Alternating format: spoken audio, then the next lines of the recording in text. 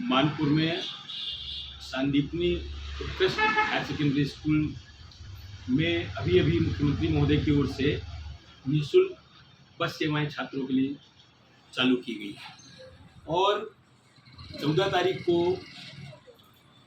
यहाँ पर क्षेत्रीय विधायक महोदय द्वारा समारोह पूर्वक कार्यक्रम आयोजित करके विधिवत बसों को हरी झंडी दिखाकर शुभारंभ किया गया। लेकिन सबसे बड़े अफसोस की बात यह है कि दूसरे ही दिन से, और आज ये अभी 5वां दिन है, चौथा दिन है, लगातार बसें नियमित रूप से बिगड़ रही हैं। मेरा ये आरोप है कि बेहद जहाँ से भी इन बसों का अनुबंध किया गया है बेहद कंडम बसें हैं और बहुत जर्जर हालत में हैं।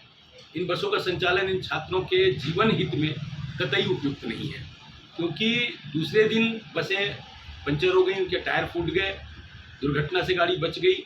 गाड़ियाँ जो चला रहे हैं ड्राइवर वो दक्ष नहीं है, उनके लाइसेंस की जांच होनी चाहिए। ये आरटीओ से इनका फिटनेस सर्टिफिकेट जो लिया गया है वो सर्टिफिकेट की जांच होनी चाहिए और इन बसों की जांच होनी चाहिए, क्योंकि अगर ये बसें इसी तरह संचालित होती रही लगातार, कल भी बसें सारे रास्तों में 3 बसें खड़ी मिली जिनमें किसी में स्टीयरिंग फेल था, किसी पंचर हो गई थी, तो किसी का डीजल ख़त्म हो गया था।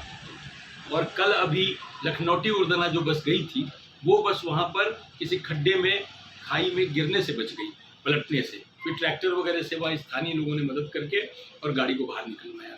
इस तरह से जो बस चला रहे हैं ड्राइवर, उनमें भी उनकी दक्षता की उनकी जांच हो और साथ में इन कंडम बसों की इनकी फिटनेस की जांच होनी चाहिए और बसों को हटाकर अगर ये निःशुल्क बस सेवा संचालित करना चाहते हैं विधिवत और व्यवस्थित रूप से, तो ये निश्चित रूप से बदल कर नई बसें देनी चाहिए।